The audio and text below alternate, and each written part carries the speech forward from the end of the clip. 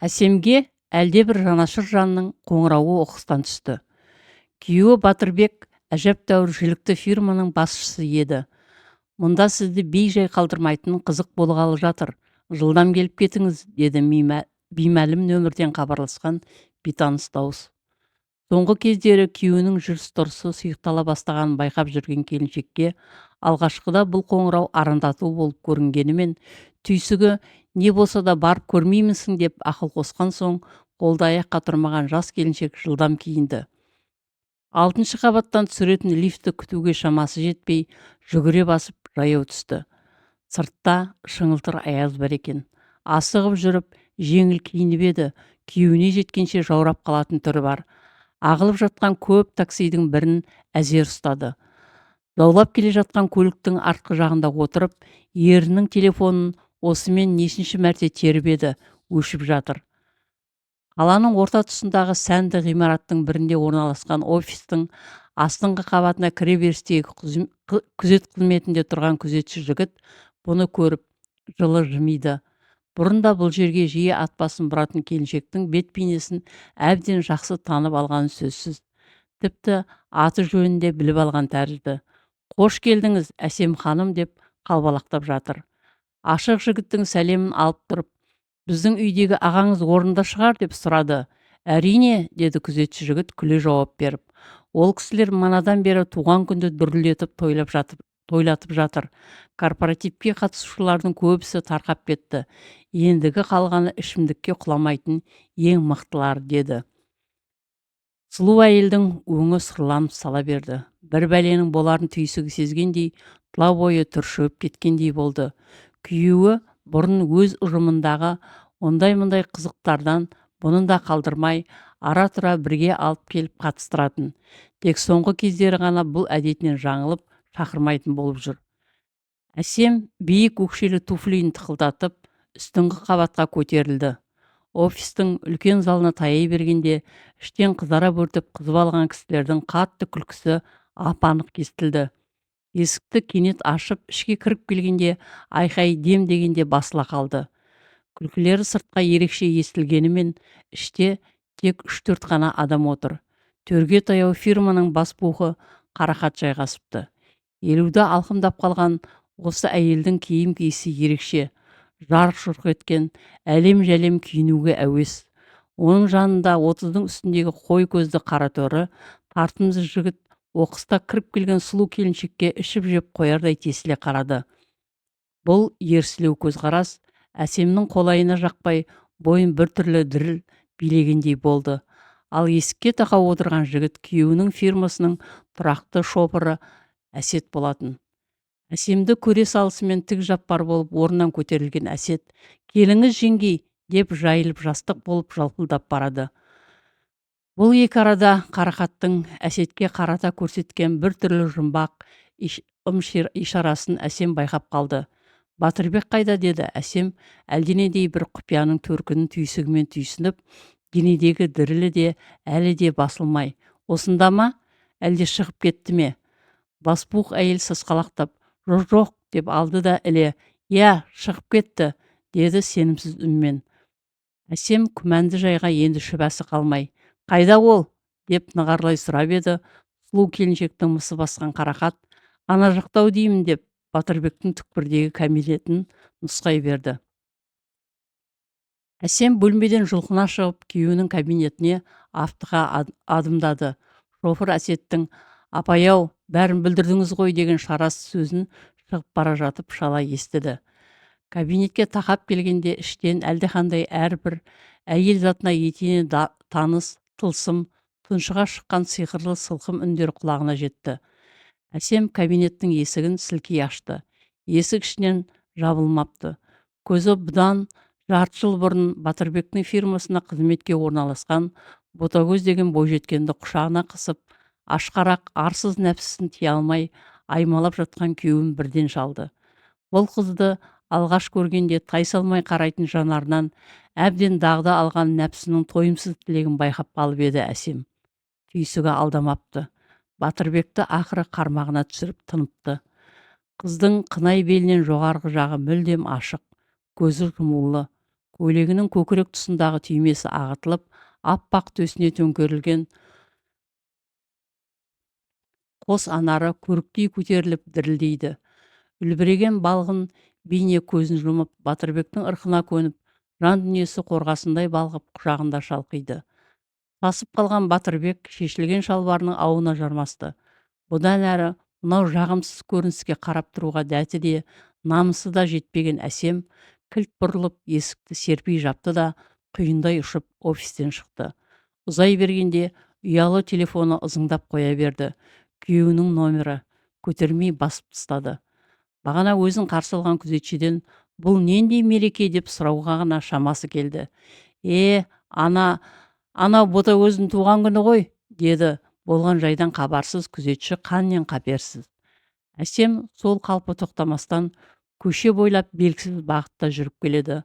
Ойы сан сапалақ. Мынадан кейін күйеуімен қалай бірге тұрмақ? Қалай ғана бір төсекте құшақ айқастырып жатпақ? Сонда қалай? Айырылысудан өзге жол жоқ қой тегінде. Осындай беймаза ойлар бірінен соң бірі келген келіншектің көз алдына ана бойжеткеннің өзінен 10 жастай кішілігі, оның талшыбықтай бұралған тартын дене бітімі, әсем ажары келді. Қолға ұстаған бақыт құсының осыншалықты айнымалы болып шығып, енді міне уысынан шығып бара жатқан ойлағанда шығарға жаны қалмай, тым беймаза күйге түсті. Жаралы аңдай бір мезеттің ішінде суық тартқан қала көшелерімен беті ауған жаққа келе жатқан келіншекке Батырбек осы уақыт ішінде кемі 10 рет телефон соққан шығар. Қоңырауға жауап беруге құлқы соққанды қойып, әлде бір жек көрінішті сезімнің жетегімен жауап беруге арланды. Бір жағы тапталған әйел намысы, екінші жағынан әп сәтте бұлыңғыр тартқан белгісіз болашақ та үркітіп, әсемнің жан дүниесі аласұра сілкінді. Алай-дүлей сезімнің жетегімен жаны аласұрған келіншек осы шарасыз қалыпта көшеде көп жүрді. Тек бір мезетте ғана әлдеқандай шешімге келгендей телефон номерін теріп, ар жақтағы дауыс лезде жауап қатты. «Я, Әсем Мұратовна» деген шопыр Әсеттің ашық дауысы естілді. «Әсет, маған жедел арада Ботагөздің мекен жайы керек». Әсет бірден жауап бере алмай күмілжи берді. «Қобалжыма, менің тек ол қызбен ұрсыз керсіз әңгімелесуім керек». Шопыр жігіт енді әрі қарай тартынудың орынсыз екенін түсініп, қыздың адресін берді. Бұл кезде уақыт түн ортасына тақап қалған шақ еді. Жолай такси ұстаған Әсем 9 қабатты биік үйді қиналмай тапты. Кіреберіс есікке келісімен әлгіндегі аласапыран ашу бәсеңсіп, енді нендей амал жасау керектігін түсінбегендей абдырап тұрып қалды. Сосын батыл бір шешімге келіп, есіктің қоңырауын қаттырақ басты, бірақ ешқандай жауап болмады. «Неге? Әлі келмеген бе?» деп ойлады. Сөйтіп тұрғанда іштен ит жетелеген бір еркек атып шықты. Әсем де көп ойланбастан ішке қарай зып беріп кіріп кетті. 5-ші қабатқа да жылдам көтерілді. Алаңқайда тек 2 ғана пәтер бар болып шықты. Қажетті пәтердің қоңырауын қайта-қайта басқанымен тағы да еш жауап болмады. Тек бір мезетте ғана есіктің сәл ғана ашылып тұрғанын байқады. Мыналар сорақылықтарын енді қыздың үйінде жалғастырғаннан сау ма? Өзі дегендей сумақай ой заматта санасын тілгілеп өтті. Осы оймен есіктен ішке қарай тыңдағандай болып тұра қалып еді, ешқандай сезікті үн не дауыс естілмеді. Амал жоқ. «Ботагөз!» деп әлденеше рет дауыстап еді, оған жауап берер ешкім болмады. Оң жақтағы ас үйде жарық бар екен. Аяғын ептеп қана басып сол жаққа жақындап келді. Үстел үсті жиылмапты. Жеңіл тіске басар, басталған бір шөлмек шампан мен 2 пужер стакан тұр. Мәссаған, мыналар ұяттан жұрдай екен. Махаббат ойындарын енді түк болмағандай үйлеріне келіп жалғастырған болып шықты ғой деп ойлаған Әсемнің қаны қайтадан басына тепті. Дәліз бөлме арқылы енді төр бөлмеге қарай аттай берген Әсем, едендегі қалы кілемнің үстінде шалқасынан үнсіз жатқан Ботагөзді көріп, қалт тұрып қалды. Қыздың 2 қолы 2 жаққа жайылған, беті қан, тіршілік белгісінен ада қалыпта сұлық жатыр. Мына көріністен зәресі қалмай ұшып кеткен Әсемнің төбесінен әлдекім суық-суық құйып жібергендей шошиып, қалшиып тұрып қалды. Жылдам есін жиып, қыздың денесіне арқасын бере қалт бұрылып, инстинкті түрде сыртқа атып шықпастан бұрын жерде жатқан таныс қаламға көзі түсті. Таныс болатыны, онда күйеуінің фирмасының логотипі жазылған еді. Әсем қаламды еңкейе бере тездетіп қалтасына салып ала қойды. Ботагөздің қонысынан шыға бергенде қарсы жақ пәтердің есігі ақырын ғана жабылып, есіктің көшесі жарыққа жарқ етіп көрінді. Яғни көрші адам мұны байқап қалып, енді тесіктен қарап тұр. Әсем тез есін жиып сыртқа жүгіре шықты. Оқиғаның бұлай боларын болжамаған келіншекке енді бағанағы байбаламы ойыншықтарды көрініп кетті. Мына жерде кісі өліп жатыр, және де оған алғашқы күдіктілердің бірі өзі. Таксиде келе жатқан келіншектің шақшадай басы шарадай дейтін күйге енді анық түсті. Бұл не болғаны сонда? Жағдайдың бұлайша аса қатерлі болып өрістеуіне кім кінәлі? Әрине өзі. Күйеуінің офисіне барып несі бар еді? Бағанағы көріністің үстінен түспесе, тап осындай оқыс оқиға болар ма еді? Тегі күйеуі Әсемнің телефон қоңырауына мүлдем жауап бермеуінен қорқып, ыза болып, мына қыздың үйіне келіп, екеу ара жанжал шығып, жеткенде әдейі болмаса да қапыда өлтіріп алған ғой. Әсем үйіне осындай ауыр ойлардан әбден қажып оралды. Келсе, Батырбек өң түс жоқ, боп-боз болып бұны күтіп отыр екен. Жалма-жан кешірім сұрауға көшті. Оның әр нәрсенің басын бір шалып, ақтала сөйлеген сөзін шала-шарпы тыңдаған Әсем бір кезде есін жиып, ызаға толы болса да сабырлы дауыспен: "Батырбек, ендігі жерде сенің сөзіңнің ешқандай мәнісі жоқ" деп барып тыныстаған сәтте, "Кешірші мені" деп сандырақтаған кісідей бір сөзін қайтала берген күйеуіне Әсем "Ботагөз өлі" дей бергенде, Батырбектің көзі шарасынан шығып кете жаздады. "Не дейсің? Қалайша? Кім оны? Сен қалжыңдап тұрсың ба?" дей берді бозарған үстіне бозара түсіп. "Жоқ, ол өлі. Мен оны өз көзіммен көріп келіп тұрмын" деді Әсем дауысы шығар шықпас болып. "Сенбеймін, сене алар емеспін" деп Батырбек есі ауысқан кісідей бақырайған көздері шарасынан шығып кетердей Әсемге алақ-жұлақ етіп қарай берді. Сөйтті де есіне бір нәрсе түскендей Әсемге әлдебір жұмбақты сұраулы түрмен үңіле көз жүгіртті. Әсем бұл көзден "Сен өзі ашу ызамен ана қызды өлтіріп алған жоқсың ба?" деген үрейді оқыды. "Иә, Ботагөз бұл дүниелік емес енді" деді әйел барынша сабырмен. "Жанынан мына қаламды таптым. Бәлкім сен білерсің оның мұнда қалай жатқанын. Әлде байқамай қолың қатты тиіп кетіп, сасқаныңнан қызды тастай қаштың ба?" Батырбек бұған "Сен шын айтып тұрсың ба осыны?" дегендей шошына қарады. Күйеуінің болмысы мен жан дүниесін жатқа білетін Әсем бұл көзқарастан күйеуінің мына қылмысқа қатысы жоқ екенін түйсігімен сезді. Өң түсі қалмаған Батырбек сұлық отырған қалпы. "Сен ашулы күйде шығып кеткен соң, Әсетке қалған қызметкерлерді үйлеріне апарып таста" деп тапсырдым. "Өзім жұмыста қалып, саған қайта-қайта телефон соғумен болдым. Жарты сағат өтті ме, өтпеді ме, Әсеттің көлігінен Ботагөз қоңырау шалды. "Үйге кел, сөйлесетін сөз бар" деді. "Мен барсам барайын" деп ұйғардым. "Саған Алланың атымен ант етейін. Шынымен де бұдан былай арамыз осымен тоқтасын, өзіңе басқа жігіт тауып ал, жұмыстан да шығасың" деп айтпақшы болдым" деді. "Сосын дәл солай жасадым да, бірақ Ботагөз менің сөзімді естігісі келмей, ашу ызамен айғайлай сөйлеп, байбалам сала бастады. Мына түрімен адам тыңдайтындай еместігін түсініп, кеудесінен қатты итеріп тастап шығып кеттім. Бар болғаны сол" деді шарасыз Батырбек бұдан көмек сұрағандай жалынышты кейіпте. "Сонда кім?" деп Әсем бөлме ішінде арлы-берлі жүре бастады.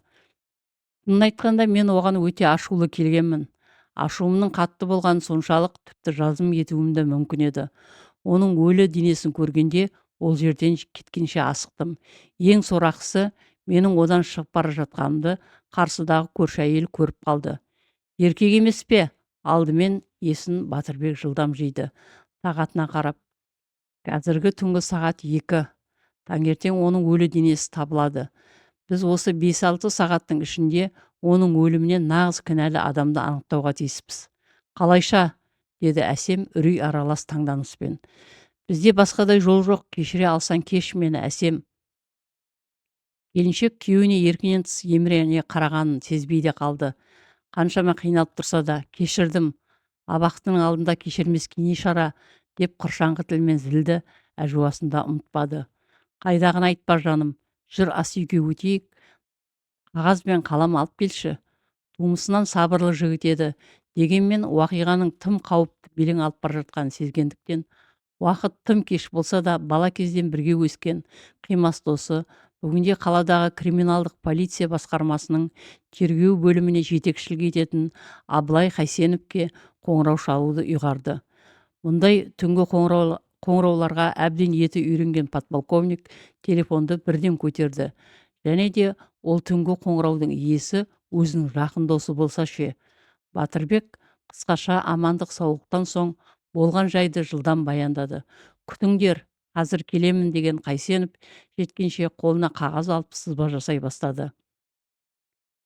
Батырбектен қозы көш жерде дәрігер әйелімен қызметтік пәтерде тұрып жатқан подполковник Қайсенов досының үйіне жартақ сағаттың ішінде жетіп келді. Ойы пышырап, санасы шашыраған Батышты бала кезінен солай атаушы еді. Сабырға шақырған подполковник болған жайды асықпай тыңдап алып ойланып отырып қалды. Сосын Батырбекке тесіле қарап, ботагөздің үйіне сағат 9-ға таман барған екенсің, ал сен ше, деп әсемге бұрылды. Түнгі 11:30 шамасында. Сонда оны 9 бен 11-дің арасында өлтірген болды. Пәтеріне кіргенде ең алдымен көзіңе не шалынды? Ас үйге өттім, стол үсті жиылмапты, 2 адамның шай, шампан ішкені көрініп тұрды, деп әсем бұл жолы күйеуіне еркінен тыс тесіле қарады. Келіншегінің не айтқысы келгенін бірден түсінген Батырбек, мен онымен шай ішкен жоқпын, бірден үлкен бөлмеге өттік. Шындығын айтқанда мен бәрін орнына қойып, соңғы нүктесін қойып, саған жеткенше асықтым. Қайсенов: әлде бұл кешегіден жиылмай қалған дастархан ба екен?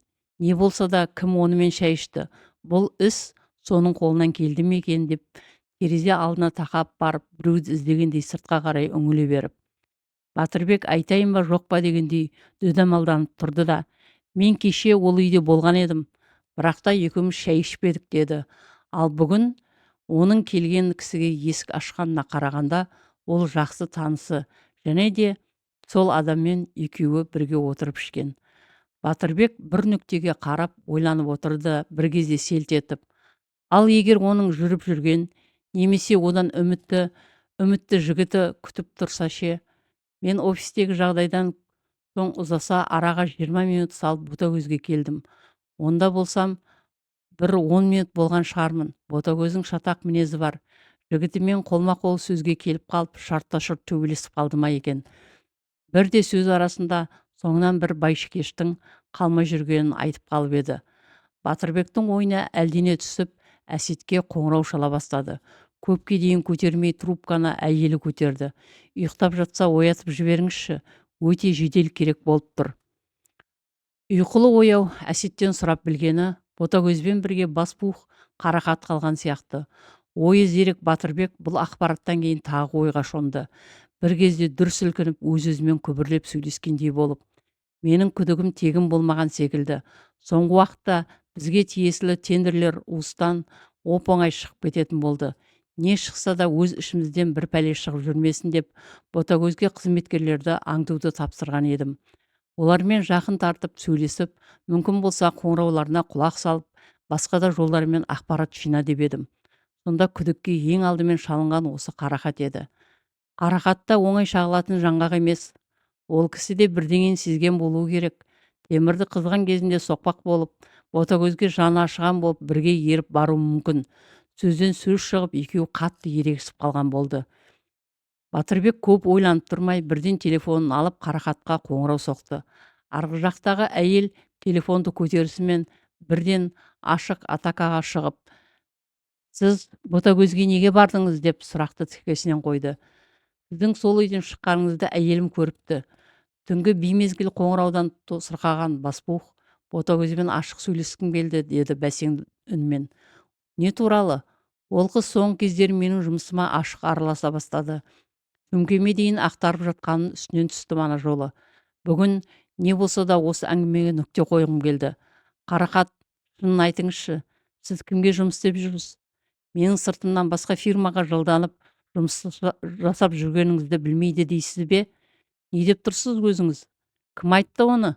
Ботагөз пәтерінен өлі күйінде табылды деп Батырбек енді әңгіменің төтесіне көшті. Қарақат мұндай суық хабарды күтпеген болуы керек. Үнсіз тұрып қалды да бір кезде қалайша деген шошынған дауысы қатты шығып кетті. Сіз ол үйде сағат нешеде болдыңыз? Түнгі 10-ға таман. Батырбек Буланович, ал андағы сөздеріңіз жалған да бекер. Мен ешкімге жалданып сіздің сыртыңыздан жұмыс істеген емеспін. Қайта басқа қызметкерлеріңіз есеп беру үшін менен отчет сұрап алып тапсыратынын сіз білмейсіз ғой. Батырбек сөздің аяғын тыңдамай, Ботагөздің үйінде қанша уақыт болдыңыз деп бөліп жіберді. 20 минуттай болар. Әңгімеміз жараспады. Ақыры айқайласуға дейін барыстық. Бірақ қол жұмсайтындай мен ондай қатыгездікке, хайуандыққа әйел басымен бара алмас едім. Жыламсыраған Қарақат арадағы телефон байланысы осы арада үзіліп кетті. Енді кісі өлімі түнгі 11 мен 12-нің арасында орын алғаны анық болды. Екеуі де бір сәтке ойланып қалды. Бір кезде алғаш болып тіл қатқан әсем: менің Ботагөзге қол көтеретін себебім бар екенін сенің қызметкерлерінің бәрі көздерімен көрді. Оның үстіне пәтеріне кіріп шыққанымды байқаған көршісі бар. Саусақ іздерімде қалған болуы керек. Өңі сұрланып отырып қалды. Бұны байқаған Батырбек орнынан кілт көтеріліп келіп, түсі қашып кеткен келіншегін қапсыра құшақтап тұрып: кешірші жаным, бәрі менің кесірімнен болды. Бірақ мен саған уәде беремін, кінәлі адамды қайтсек те табамыз деп барып, ойына бір нәрсе түсіп, қайта телефонын қолға алды. Арғы жақтағы дауыс бірден қосылды. Қарақат, сіз әлгіде отчеттарыңызды кімге беріп жүрмін дедіңіз? Баспук бірден: мысалы бізде жақыннан бері жұмыс істеп жүрген жігітті айтуға болады деп. Тұрсынбек пе? Иә. Әңгімені естіп тұрған әсемнің ойына күндізгі отырыста көзіне түскен 30-дың үстіндегі қой көзді қараторы тартымды жігіт оралды. Бірақ менен естідім деп айтпай-ақ қойыңыз. Отау көтеріп үйленейін деп жүрген жігіт. Оны қайдан білесіз? Ана бір жолы кездейсоқ жас жұбайларға арналған салоннан бір әдемі қызбен бірге шығып келе жатқанын көрдім. Жұмысын барынша жақсы атқаруға тырысып жүрген азамат. Жаман жігіт деп айта алмас едім. Баспух сөзін аяқтап үлгермей қалды. Телефонның арғы жағынан ер адамның боқтық аралас үні ап-анық естілді. Батырбек өзіне де таяқтың бір ұшы тиіп, өзі атына қатқыл сөздер айтылып жатқанын өз құлағымен есітті. Жай уақытта болса ол еркекті бұл сөздер үшін заматта орнына қояр еді. Бірақ дәл осындай жаны мұрнының ұшында тұрған сәтте емес. Батыр, сенің жұмыс есептерің үй компьютерында сақталған ғой. Соларды қазір ақтарып Тұрсынбектің отчетін тексере аласың ба? Әрине, деп Батырбек кабинетіне кіріп кетті де, қайсеніп қонақ бөлмедегі креслода терең ойға шомған күйі отырып қалды. Батырбек жұмыс кабинетінен арада жарты сағат өте шықты. Тұрсынбектен күдіктенетіндей көп жағдайдың басы ашылғанын айтты досына. Біздің фирманың құпия мәліметтерін бәсекелестерге беріп отырған осы жігіт пе деген күмән 100% шындыққа айнала ма деп қорқамын, деді қызарып кеткен көзін уқалап тұрып. Бұл жерде Ботагөздің қатысы қаншалықты? Тұрсынбектің алдында анау-мынау бойжеткеннің буыны босап қарсылық көрсете алмай қалатынын байқап келдім. Ботагөзге қырындаған түр көрсетіп, өз жағына шығарып алғысы келгенін де енді сезіп отырмын. Қыздан нені сұрап білгісі келгенін енді біле алмаймыз. Егер Баспух айтқандай үйленгелі жүрген қызы бар жігіт қанша жүріс болса да, бұндай сәтте бөтен қызға қырындай қоймас еді. Шынын айтқанда, менің де Ботагөзге кетары емес екендігімді ол да байқағаны шүбәсіз. Соңғы сөзді айтқанда Батырбек жатын бөлме жаққа ұрлана қуыстана қарап қойып, даусын бәсеңдете сөйледі. Ал досым, нендей ақыл қосасың, деп Батырбек органда жүріп, терең ойлануға дағдыланған досына сұраулы жүзбен қарады. Ізін суытпай Тұрсынбекке қоңыраулатқан дұрыс па деймін. Менің пайымдауымша, ол да оңай алдырта қоймайтын сияқты. Байқап сөйлесерсің, деді подполковник. Батырбек көп ойланып тұрмай телефонды тере бастады. Қатты ұйқының мезеті болса да, Тұрсынбек көп күттірген жоқ, тұтқаны бірден көтерді. Тыңдап тұрмын, Басеке. Даусы ұйқыдағы кісінің емес, тың отырған тіпті масаң кісінің даусы. Батырбек ептеп таңданып та қалды. Бірақ көп ойланып тұрмай бірден шабуылға көшті. Ботагөзге қалайша дәтің барып қол жұмсадың? Кімге? Неге? Қалайша? Тосын сауалдан сасып қалған Тұрсынбек бірнеше сұрақты еркінен тыс қатар қойды. Қайсенов басын изеп досына осылай жалғастыра бер деген белгі берді. Батырбек одан әрі: сенің манада 12 кезінде Ботагөздің үйінен шығып келе жатқаныңды әсем көріпті. Үстіңгі қабаттың алаңқайында Ботагөзге кірейін бе, кірмейін бе деп ойланып тұрған кезінде, сен кеткеннен кейін пәтерге кірмек болған екен, есігі іштен жабылмапты. Не болса да деп табалдырықтан аттағаннан ақ залда еденде қан болып сұлап жатқан Ботагөзді көріп, қорыққанынан далаға қалай атып шыққанын білмей қалыпты. Үйге әлгіде ғана келіп, осының бәрін маған жаңа ғана баяндап берді. Тұрсынбектің қапелімде лем дерліктей ештеңе аузына сөз түспей қалды. Ол мені түнгі 12-де қайдан көре қойды? Мен басқа жақта болдым ғой, деп міңгірлеп тұрды да сасқаннан телефонды жалма-жан өшірді. Шиқ-шиқ еткен телефонды қолынан түсірмеген Батырбек сұраулы жүзбен досына қарады. Әр уақиғаның арасынан логикалық байланыс іздейтін, талай жыл тергеуде тер төккен, бүгіндері қылмыскерлерге құрық салудың майталман маманы болған сақа тергеушінің әлдеқандай бір ерте тұжырым жасауға асықпауы заңды еді. Бір жағынан кездейсоқ сәйкестікке арқа сүйеу тергеуге абырой әпермейді. Екінші жағынан кейде өмірдің өзі де ебедейсіз сәйкестіктерден тұратын жоққа шығаруға да болмайды. Ал мына жайтты кездейсоқ сәйкестік десеңіз де, ебедейсіз сәйкестік десеңіз де келеді. Бәр түсінікті, деді Қайсенов. Енді басыңда аса қатырмасаң да болады. Сенің өзіңе деген алдамшы махаббат сезіміңді шын көріп қалған Ботагөз, сен келіп екеуіңнің араларыңда жанжал шығып, саған қатты ашуланған соң, өзінің ойлауынша сезімінен үмітті Тұрсынбекті шақырғаны анық. Бәлкім сенен осылайша махаббат кегін қайтармақшы болған шығар. Әйел жаны деген әлі ашылмаған бір құпия әлем ғой. Біраздан соң екеуі әлденеге келісе алмай қалып, сөзге келіп қалған. Ашуына мінген Ботагөз Тұрсынбектің фирмадағы былықтарын бетіне айтып салған болуы ықтимал. Бәлкім бастыққа бәрін айтамын деп бопсалауы да мүмкін. Қысқасы, Тұрсынбек қатты ашуланып, қолы бата тимей, қата тиіп кеткен деп ойлаймын. Несін болжап тұрмыз? Ол мекенжайға жедел топ тезірек шақырту керек. Басқасын уақыт көрсетеді. Қайсенов біраз уақыт ойланып тұрды да, жедел топ шақырту үшін 102-ге қылмыс туралы хабар немесе арыз түсуі қажет. Сондықтан әсем осы нөмірге телефон шалып, кісі өлімінің үстінен түскенін хабарласын. 102-дегі кезекшілер осындай хабар алған соң міндетті түрде іле-шала маған баяндайды. Қауырт жұмыстар мен іс-шаралар содан соң басталады. Былайша айтқанда, таңғы қоңырау операциясы, деді Батыш досына қарап, салқынғанды өңін жоғалтпай. Сосын әсемді оят. Қалай көрді, солай айтып берсін. 1 минутты да текке жіберуге болмайды. Мен кеттім, хабар өзімнен, деп тұжырды. Ойдан алынбаған осынау қым-қуыт өмірде расымен де орын алған бұл оқиға әрі қарай қалай өрістеді дейсіз бе, құрметті оқырман?